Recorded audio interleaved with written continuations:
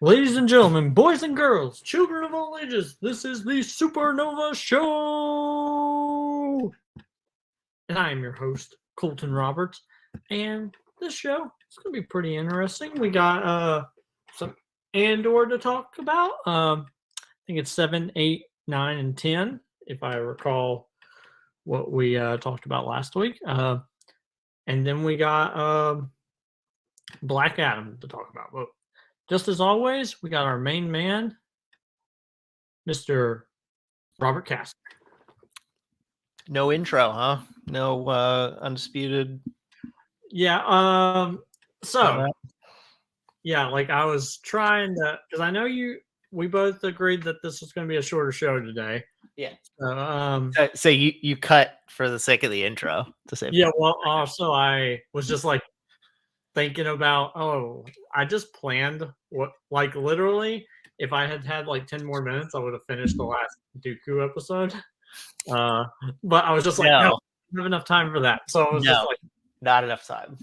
Yeah, no. So I just did all of that, and yeah, it was good.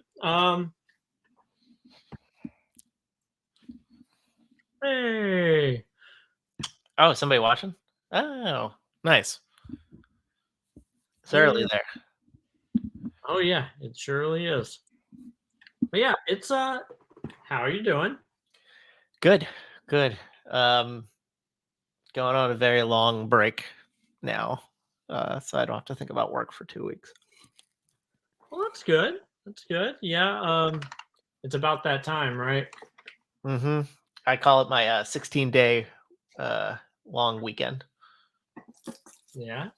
And then I mean, I guess according to what your regulations are, then you get what, like 6 weeks after that? Yeah. Well, I'm gonna take it staggered. So okay. I'll take this 2 weeks, then I'll be on for another 3 months, and then I'll take the 6 weeks. Okay. Yeah. Yeah, it's been a very interesting week, I guess. Work mostly. Saw Black Panther and Black Adam yesterday. Nice. Yeah, that was You live in shade. You live in the absence of light. Yes. It was a very exhausting day. Like doing stuff and then also watching 2 movies. And one of them being almost 3 hours. Yeah, and then turning around and watching the other one, and it's 2+ hours, and you're just like, I did that 2 weekends ago. Yeah, I watched Black Adam second, and there were some points where I almost fell asleep. Do you wish it had been the other way around? No, because I liked everything about Wakanda Forever. Okay. That I'm glad I would not have, because there would probably been parts that I would have fallen asleep in, and I would have hated missing. Whereas the parts of Black Adam that I was dozing off to, it could have been hit or miss, really. But we'll get into that. I saw I saw Black Adam and I saw Terrifier 2. Oh, okay. And Terrifier 2 is like 2.5 hours as a horror movie, but I gotta say, definitely save the best for last. It's way better than Black Adam, or way more appealing, I guess is what I'll say. Yeah, I mean, so going off our little theme of, Black Adam, The Rock, we got Ask a Champion. Oh, okay. All right. So the question is, if you missed this one, it's completely okay. The only reason why I know it is because it's The Rock, and I've never seen it asked in a trivia match before. So here we go. What is the only line that Dwayne The Rock Johnson has in The Mummy 2?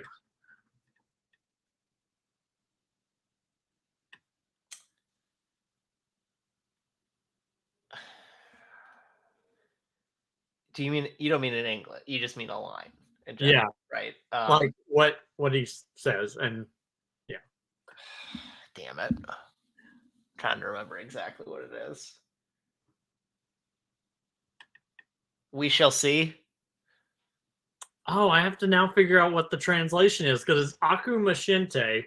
Yeah. Which I don't know what that means. So he's with Imhotep, and Imhotep can't like cross the gap, so he, says like Imhotep, or whatever it is. Like I serve you, and then Oh, he goes blah blah blah, and I think it's we shall see is the translation. okay. So I only know that because I was watching the Rock's WWE documentary, and he was talking about it's the scene where he him and all his men are fighting out in the desert, and he Well, goes, then he has more than one line.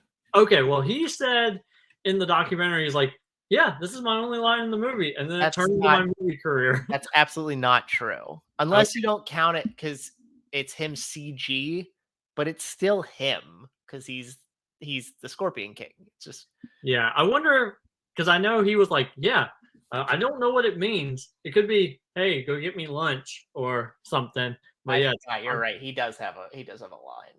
Yeah. in the opening. No, he has a line to Imhotep in near the end. It's him CG, but it's still him. He's the Rock. Is the Yeah, Scorpion King, and he says, "We shall see." So okay. So there's that. I didn't even remember that part. I only remember the first part. all right, so I get credit. Yeah. I'll tell you. Benefit of the doubt because I haven't watched that movie in like 20 years. I played a joke match, geek match with Chris Diaz. Closer than I wanted it to be. And he had a 5-pointer about the mummy, about like it's a line that's like what does Evie say is Rick's like the thing that's most dangerous about him? And I was like, well, his manners. This is like the thing that's worst about him than anything is his manners. And I was like, and he didn't get it, fortunately. And then I was told what my 5-pointer was going to be, and I was like, thank God that he didn't get that because I would have lost, and I don't know if I would have recovered. All right, so you want to talk about Black Adam first? Yeah, Bladham, as we call him here. So let's throw some spoilers up there. This is one of those things where I hate that I'm on the internet because the post-credit scene for it would have been so good to watch without knowing about it. It's true. Yep. Like I have known for 3 weeks, I think that's how long the movie's been out, that Henry Cavill was in it because as soon as Henry Cavill appeared in it, they made the announcement he wasn't going to be in The Witcher anymore. Yeah. And I was like, at first I was like, why? And then I got spoiled, and people were like, "Oh yeah, he's doing Superman again. He appeared at the end of Black Adam," and I'm like, "Oh, thanks for that, guys." Yeah, he can't be The Witcher and Superman apparently. Apparently, I know. Like I've read some stuff that says that like he would always bring up the books to the creative staff at The Witcher, and they'd be like, "We don't care about that." They're like, "We kind of sick of that." He's like, "Yeah, this isn't true to what I know as the basis of this Renault, right?" Yeah, Geralt. Sorry, you're right. Yeah, and I'm just like, like, and I know he's wanted to do Superman his like entire life. So if they brought him, back, to the point where he adopted like Kansas City sports teams as his favorite American sports teams. Yeah, just hilarious. That's dedication right there. You know what I mean? So, Black Adam. Like me and my sons, we watched Shazam again. It directly goes in the face of that movie because Shazam the Wizard talks about how the 7 wizards gave him their power, and then he killed 6 of them, and then released the 7 deadly sins. And I was like, well, part of that is correct in this Black Adam movie. He does kill the 6 of them, but it's because of other reasons. Then he blows up the temple, and it has nothing to do with the 7 deadly sins. So I'm like, okay, well, whatever. I like the movie. Mm-hmm. I hate that this is going to be the thing that like people say, hey, this is highest grossing opening weekend as a headliner. I was like, this is not a good start. Like, well, no, but it's his first superhero thing. Yeah. What was it before that? Rampage? Baywatch, San Andreas, I'm trying to think. Skyscraper. I'm just gonna keep naming rock movies that were Yeah, big when he was big. yeah, because every other thing he does is an ensemble. It's true. So yeah, like I like the movie. Um, I think it's weird how he learned English so fast. Like I was wondering if he was gonna pull a like Apocalypse from X-Men Apocalypse and be like, all right, I'll scan this person's brain or I'll watch the TV and learn English. Yeah. But man, he just jumps right into it. He I wakes I up mean and he knows it. I mean I just wish that away as he's magical and he can just adopt that on hand. I don't I know what you were saying and I was expecting that, but this is one of those ones I was like, I get it. Yeah, like he wakes up from it getting the cut and then he just knows perfect English. Like it's not even like bad Middle Eastern English. It's perfect grammatical English, which guess what? I live in the South. People here don't even do that. Not not to get geographical with it, but it's yeah, like I like the movie. Yeah. Um I'm interested to see where this goes because apparently there was some stuff that was going to be in Shazam 2 that The Rock asked to be taken out of that was supposed to be like direct tie-ins with Black Adam. So I wonder what that's all about. Yeah, obviously there's the thing. It seemed like at parts of this that the Justice Society was going to take him down, right? There were parts it seemed like, oh, they might have Black Adam. And then because The Rock has that clause in his contracts that he can't lose a fight, it was like, nope, he gets out of these things because he's Black Adam / The Rock. And then the whole joke was always, like Zachary Levi has met like The Rock and they had the discussions about them fighting. But I think the idea is, Black Adam probably has to lose one of these fights. So The Rock's going to have to give that up. And when he looks at Zachary Levi as compared to looking at Henry Cavill, it's like, I'd rather lose to Superman and Henry Cavill than Zachary Levi and Shazam. Which is so weird because, like, in the comics, like, Black Adam can absolutely floor Superman because he's magic. And it's one of the things that's. Well, like, The Rock said that magic is Superman's greatest weakness, which is obviously false. It's the second greatest weakness. Kryptonite's the greatest weakness. But, what's so exciting about a rock? That's not The Rock being Superman's greatest enemy. So, whatever. No, the movie was fun. Yeah. I especially like the beginning when he electrocutes a dude to bones and dust. Yeah. I was like, whoa. I joked that because we were doing the double feature with Terrifier 2, I was like, we basically watched 2 horror movies because The Rock is essentially murdering people, removing their skin. It's just in a PG-13 way and not a bloody way. It was fun. There are some good thematic ideas to it about imperialism and sort of the globalization effort for what superheroing looks like and how it doesn't apply to everyone equally. Sort of has that idea about stuff that's going on overseas. We don't pay attention to it as much. Only when it gets to a certain critical mass, then we do. And I like that conflict between the people of Kahndaq and the Justice Society. They're like, nah, this is our superhero. This is our champion. We don't give a crap about what you say is right, which is great. It's a great idea.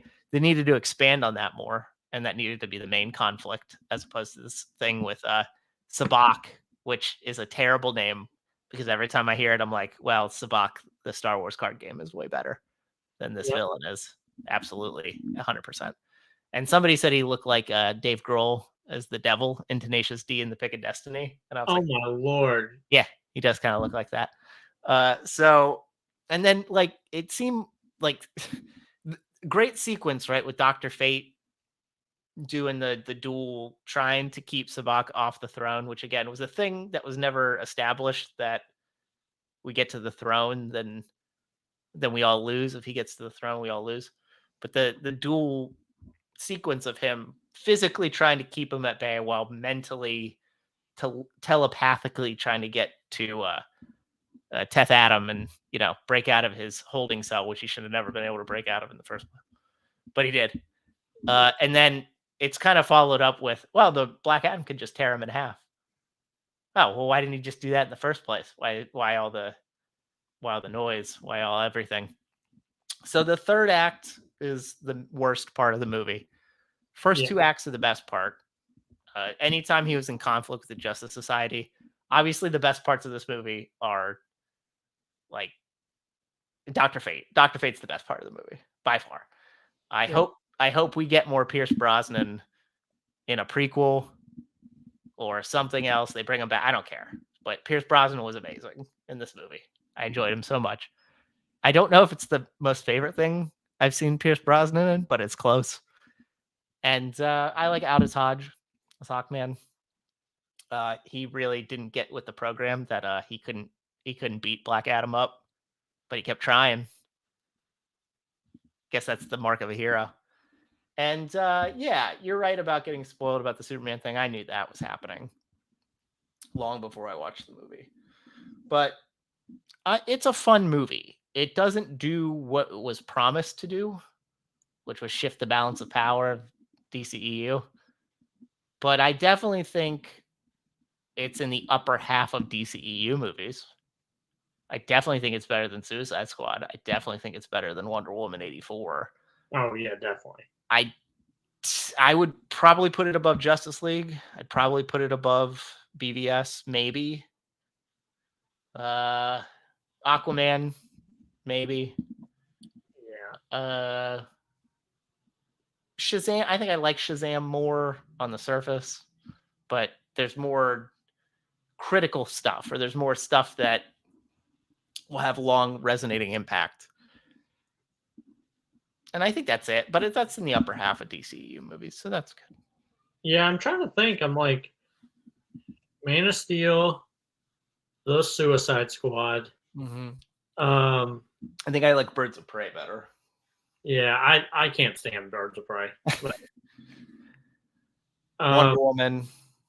Yeah, Wonder Woman is still my favorite of the DCEU movies. Mm-hmm.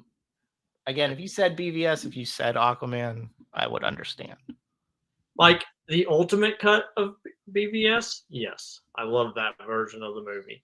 It's like you take 45 minutes of plot out of a thing, and I don't understand why you would do that. But so let's see. Trying to think. Like this is a weird time. Like The Rock is in his first comic book thing, and John Cena was in his first comic book thing all in the same year. And John Cena is so much better. Yep. Yeah. Yep. As Peacemaker, I think John, like, even though The Rock is my diehard guy, I think John Cena as Peacemaker is better than anything The Rock has ever done. Yeah. Absolutely. Yeah. Like, I really like Ballers, but I like it because I like it, but I know it's not good. Yeah. No. But yeah, like Cena really killed that. I think that's the greatest DCEU thing, is the Peacemaker. Yeah, absolutely. And frankly, I don't think it's close. No, not even close. Like Wonder Woman and stuff, those are good. The Suicide Squad are things I enjoy, but I think Peacemaker as a piece of art is way better. Yeah, it's like Peacemaker's up here, and then all the way down here is Wonder Woman, and then everything else is below that. Yeah. Yeah. I mean, I like the Suicide Squad a bit, and I obviously like Birds of Prey more than you. But yeah, no. John Cena is he shifted the balance of power of the DCU. Him and James Gunn together. Yep, and now I mean James Gunn is heading up DC, and that's gonna be good times. Yeah. I would hope so. It's so weird. Like, I will say the one scene that I thought was weird is whenever he sits down on the throne and he does the Black Adam pose. And I'm just like, and then it just stops for a few seconds for you to be like, you get it. And it's the same thing with like Civil War, where I hate the scene where he shoots off the shield and it makes the cover art of the comic book. I'm just like, that's too much. And they like freeze on it. I'm like, no, stop. I know you're trying to build a moment, but you're building a moment off of something that was actually like not intentional. Yeah. But I thought it was dumb. Like they put a lot of emphasis on the throne when they didn't do it leading up to the third act. It was just a place. I mean, yeah, he went there and got apprehended, but it didn't matter that there was a seat of power there. Yep. All right. So He might as well just hung out on top of his own statue. That might as well have been like the seat of power. It's on top of his own head. Or the head of his son. What we find out is the son's head. Yes, that's sorry. Backtrack. The head of his son. Yeah. But I am interested to see where this goes. I mean, I assume he'll be in Man of Steel 2 or whatever. And I still really want to know where this goes with, even though I don't want to watch The Flash, I'm going to have to watch The Flash. Is it weird that I don't think the Flash movie will happen? Exist? Yeah. Yeah, I hope it does not, because I don't want to be put in a position where I don't want to watch it because I don't want to support any of that decision making. I mean, I'm sure Warner Brothers doesn't want to take a $250 million bath or whatever. I'm sure if James Gunn tried to do that, they'd be like, I don't know, James. But it might have to be done. I mean, but they kind of did luckily enough, I've heard this movie is really good, which is the reason why it's on the schedule still. But it doesn't, I don't like the fact that, they ripped apart Batgirl, and I've heard things saying that movie was bad, which is the reason why they ripped it apart. But man, I just wish they would recast Ezra Miller, and then even if you have to spend an extra $100 million, redo the movie. Come on. Instead of release a movie and just be like, ooh, I hope we break even. There's so much potential there. Like Michael Keaton is Batman. Ben Affleck is Batman. Can I tell you that of stuff that's coming about, I'm really excited for Blue Beetle. Yeah. Because it has the dude from Cobra Kai in it. And apparently George Lopez is in it. And I think they said that Superman might be in it as well. There was some notice. I forget what it was. There's going to be somebody of consequence in Blue Beetle. Oh, Batman. Ben Affleck's Batman might be in Blue Beetle. That's what it was. Yeah, I don't know. I'm not really excited about anything DC wise, EU wise. What about Aquaman and the Lost Kingdom? I am not. Why? I kind of for the same reason. I do not want to see Amber Heard. Oh, I forgot that was a thing. I don't. If they cut her out, I'll go see it. I mean, I think they will for the most part. I don't think she'll be very heavily involved. Yeah, I will probably wait, not see it opening weekend, but I will probably, if I find out according to how much she's in the movie, because I have some opinions about that entire thing that we'll talk about off camera, because I don't want to accidentally get canceled. So we're gonna you ready for some Andor talk? Oh yeah, I am. Holy crap. Oh my lord. All right, so it was 7, 8, 9, and 10, right? Yeah, which is, I know the arc is mostly 8, 9, and 10. 7's kind of weird. 7's the one where bridge episode. he gets arrested, and it's quasi, hey, the police are bad. That's kind of what that's about. It's a police state that doesn't. Yeah, and then fair. Man, like if you watch episode 8, like, and Alex Damon went over because apparently he knows how to read Orabesh.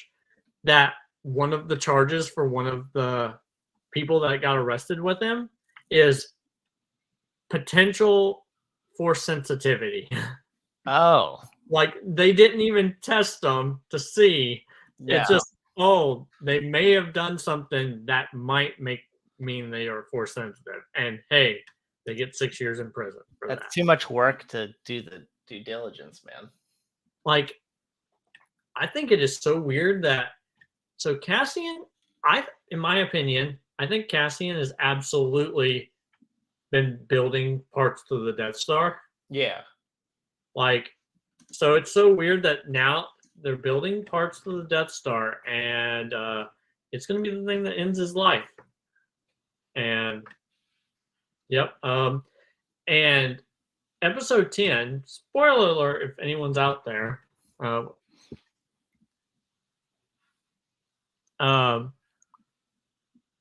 absolutely agree. Like, moreover, especially with episode 10, I think Andy Serkis is absolutely his character that I'm trying to remember his name. Whoa, you think he's Snoke? Yep, I absolutely think he is Snoke. What? Just the way he spoke over the intercom, it's the Snoke voice, which is not the Andy Serkis voice because he talks differently between in real life and in other movies. That is the Snoke voice. And either he's the basis for what they used for Snoke, or I don't know, or he was just the way he sounds when he's intense. But I couldn't look past it. Like, I was just like, and especially like at the end when he stays captured because he can't swim. They have this one dude. Their prison system has completely failed because guess what? No one else is they're not gonna put anyone else there. What are they gonna do with this one dude? And we know by the time of Mandalorian, they are making Snoke clones.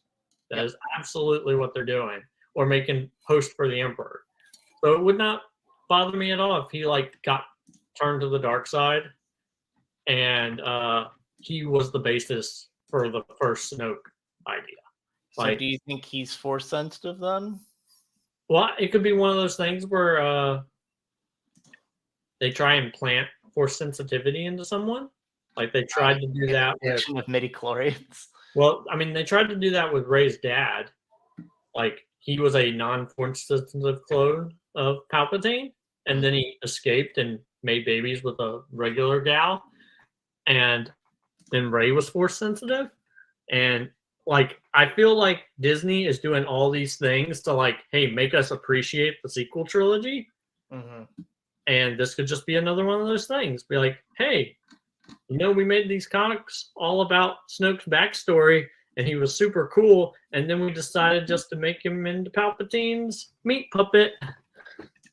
Yeah, like if you explain that, like even in the episode in this episode, you kind of see with Luthen, like the dark side of the rebellion. Yeah, that's the best part about the show is understanding more about the dirt and the grime that's on the rebels. Yeah, which I mean, you see it in Rogue One. Like Cassian just shoots that guy because he's a liability, and he's gonna slow him down. Yeah, but we don't get into it.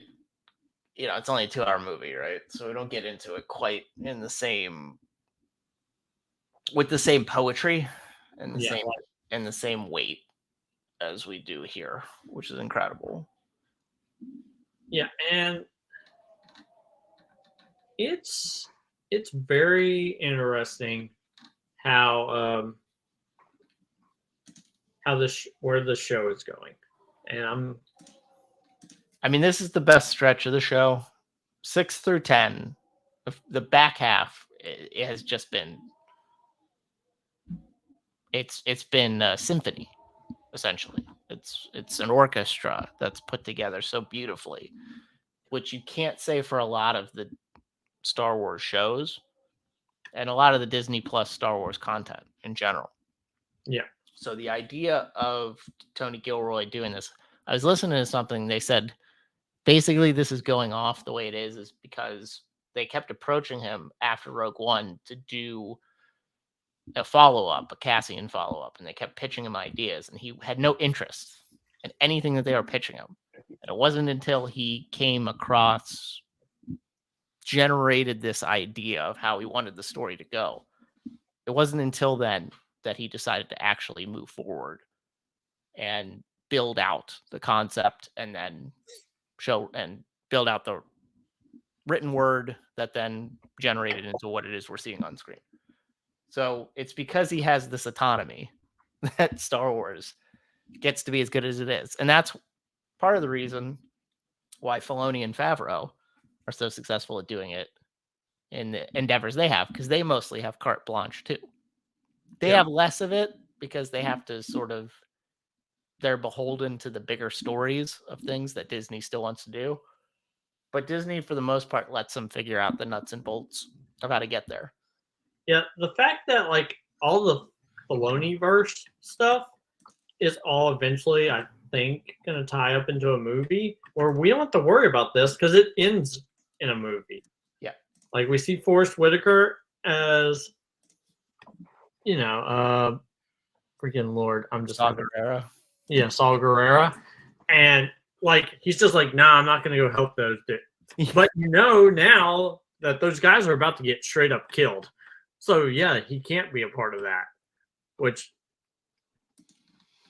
I wonder if that's just a cameo for the sake of being a cameo, or I don't know. But it's going to be really the next 2 episodes are going to be really interesting. It's curious because there's only 2 seasons. So the likelihood is that there's 14 episodes in total left. Yeah. And how this corresponds to a cliffhanger necessarily for season 2. And then season 2 is going to have a lot of time jumping as opposed to this season. Yeah, and I mean, he's still got to meet K2 unless they don't do that, because they do that in the comics. And a lot of people have complained that now that they're doing like adaptations of like canon stuff, that they're, if it's a comic book thing, they'll just override it. Like they got mad because Kanan was in the Bad Batch the way that he was, or the fact that even in Tales of the Jedi, they cut out a character that's in the Ahsoka novel. And she's not that big of a deal unless you like that character, and it's not really a big problem. But people are always having issues with things. Like if it overrides the story that they liked before, they're going to have problems with it.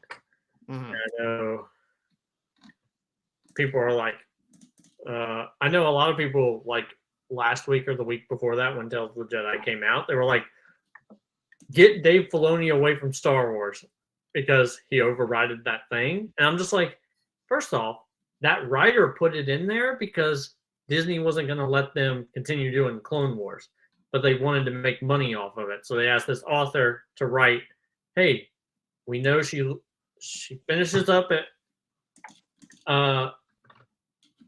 Mandalore, and the plot point you need to get to is she kills an Inquisitor, takes her lightsaber crystals, makes them white so that she can show up in Rebels and have white lightsabers.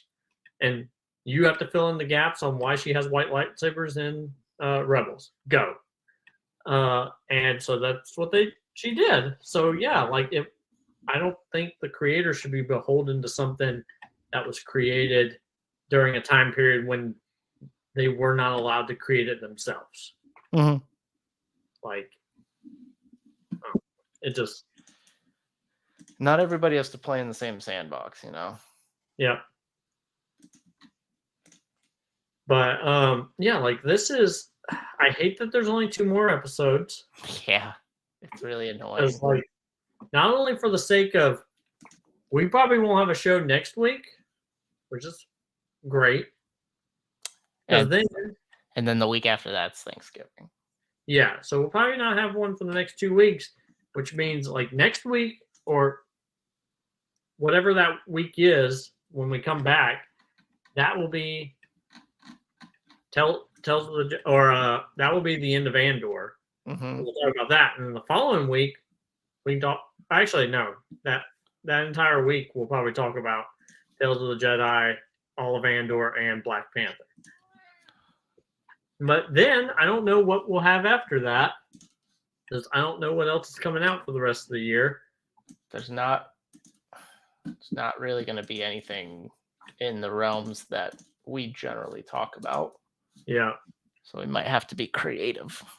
Yeah, I've been thinking about that. Like, I have some ideas for some stuff that I'll shoot at you in a little bit. But whatever it is that you want to do, I'll probably be fine with it. I know once December comes, we can get Amaru back on the show and then talk to him about Schmodown. All right. Did you see? What? And I mean, in the sign up posts for things trivia, we know that Schmodown people are coming back. Oh, who? Rue. Oh yeah, we talked about that last week. Rue and Jacoby. Yeah. And I don't know if there's anyone else. No, they're the only ones who are prominently featured, I guess. Yeah, I didn't know if Peggy or Christina were going to come back. That's unlikely. Okay. But I don't want to speak for them. Yeah. Yeah, I would love to get their opinion on all of that as well. I will attempt to bring them on the show if they're willing to do so. Yeah, because like a lot of stuff has definitely like come to light among that stuff. So I guess we'll see. But yeah, it's gonna be a very interesting time. Like what before we start kicking off, this last episode of Andor, do you believe it was the best episode of Andor? Because I do. I do. Okay. Do you think Luthen's speech is the best Star Wars dialogue ever? Yeah, and it's probably the one that is like, even though I don't relate really well to like the really really good guys, I don't relate to that because I'm not. The really really bad guys, I don't relate to that either because I'm not a psycho. This is the one thing where I'm like, yep, I relate to that fully because there's things that you do in your life that you will never see the impact of. Yeah. Yep. And it's a crazy idea that your efforts are something that you're never going to get to see the fruit of. Yep. But how he explains it to someone who questions his motives is just incredible. It so makes you think about through lines of things and how things in the original trilogy get propped up and how in comparison it feels sort of incomplete now. I think this show has sort of made the idea of those characters a bit one-dimensional, which is crazy. It's funny how Tony Gilroy is like backtracking our thoughts about how we feel about sort of the performances of characters and actors in the original trilogy. But that's what's happening with Serkis and Diego Luna, and especially Stellan Skarsgård. That shit's happening. I'm like, whoa, there's way more depth to these people than anything I've ever seen in any Star Wars stuff. Yep. I will say, like I told you, up until this episode, Cassian was the least interesting character in the show for me. Mm-hmm. I can kind of see. I mean, he still quite possibly is. Like, I like all the Imperial storylines, like with the ISB. It's so interesting. Like all the stuff he's doing up until when I don't remember the old man's name who died. Olaf? Yeah. Yeah, I remember it being like, oh yeah, that's almost the name of the stupid snowman. Yeah.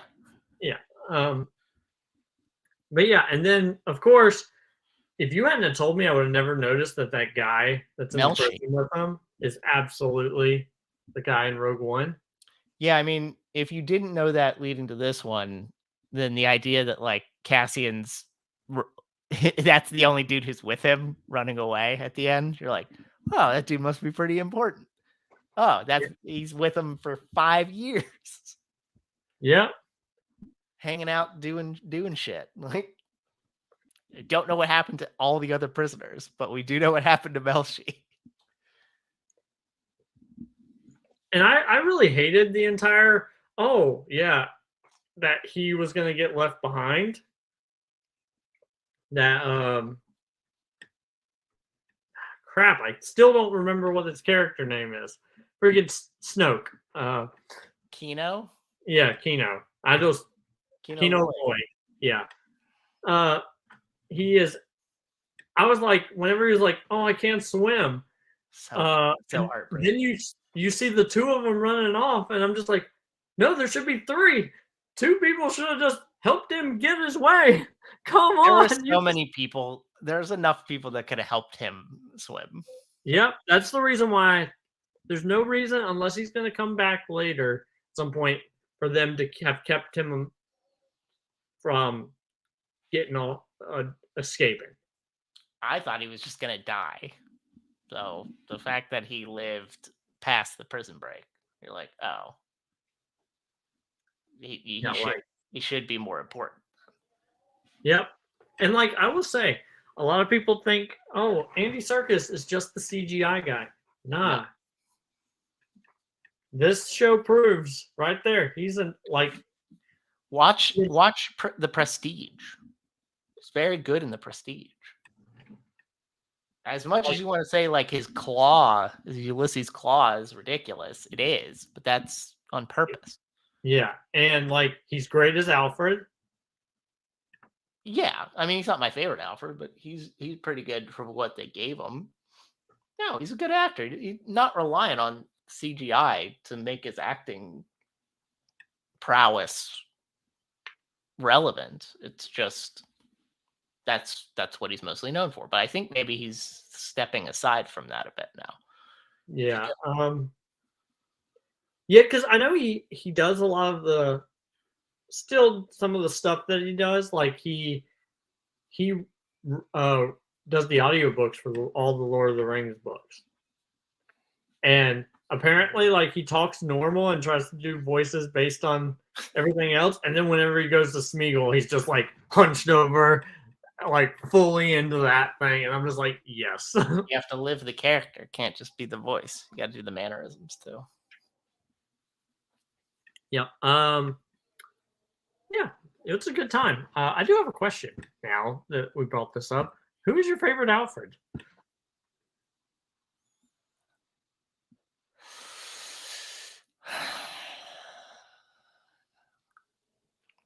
Is it weird if I say Ray Fiennes?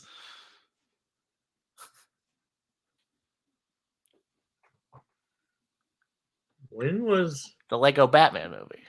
Oh yeah, okay. Is it weird if I say that? It's No. probably Michael Caine, honestly, but like, Honestly, mine's the weirdest. It's the guy from the Gotham show. I don't even know what his name is, okay, but he's the only good part of that entire show. yeah. Is his Alfred is so good. Do you think anybody says the guy who plays Alfred in Pennyworth? Oh God, I hope not. Yeah. I kind of like Ray Fiennes. He's hilarious, but then he gets to be in the action fully because they get to do the Bat Family stuff. So, kind of like Ray Fiennes is. Yep. All right. So that's our farewell here. We got about 45 minutes. Short and sweet, everyone. Doesn't always have to be 2.5 hour epic. Yes, that's right. Yeah. Our next episode will probably be in like 2 weeks because no, 3 weeks, I guess. 3 weeks. Yeah, Unless you want to do unless you want to do something on the Friday after Thanksgiving. Unlikely, but Yeah, I mean, I don't do Black Friday shopping, and also I'm off on Fridays, so definitely not doing Black Friday shopping. I'm not waking up and do it and getting mauled. But I mean, you could also stay up and do it at midnight. People yeah, do that. no, I have a newborn. You'll understand. You will definitely no. That's never like I wasn't a big proponent for stuff like that before I had a baby. Definitely not now. Nope. Nope. Nope. But yeah, so probably in 3 weeks, Tales of the Jedi. If I don't finish that Dooku episode, the last one, because we were going to talk about it today. I'm glad I didn't finish it because we would not have had enough time. But I have one episode of that because I watched all the Ahsoka stuff because I was like, why in the world is Ahsoka the first episode and then it's 3 Dooku episodes and then the final 2? So I watched them completely out of order. I just watched the Ahsoka stuff and was like, this is stupid. And then watched the first 1.5 episodes of Dooku. And then I was like, I wonder if Robert's even watched this or should I? I watched them all today. Yeah. And then you were like, yeah. And I was like, crap, I got to get caught up. I didn't watch them out of order, and I do like the first Ahsoka episode. I like her as a baby. I think it sets the tone for a lot of different things about her character, which I like. But the last 2, were pointless. And it was all stuff I already knew. Like the first episode was good. Yeah. And then the last 2 were just like big old. I mean, they're only like 12-minute episodes, but that was a total almost half hour wasted of my life. But alrighty. Well, good luck with all the things next week. Hopefully it goes well. Like get some sleep, get plenty of it. We'll see. Yep. You got this. Tell your wife she's got this. She knows. But yeah, thank you for coming on the show again. Of course. And 2 important things to go out on. Happy Veterans Day, everyone. Yep. And we gotta say, rest in peace, Kevin Conroy. Worst news of the day. Just killed me. Batman in my childhood. Yeah. Really sad, but 66, a little too young to go. But he gets to be the sentinel in the sky now, watching over everybody and protecting them. So didn't want to bring the mood down, but just wanted to make sure we acknowledge those 2 things. Yep. Alrighty, let's sign out. Don't forget to tip your virtual waitresses, everyone out there.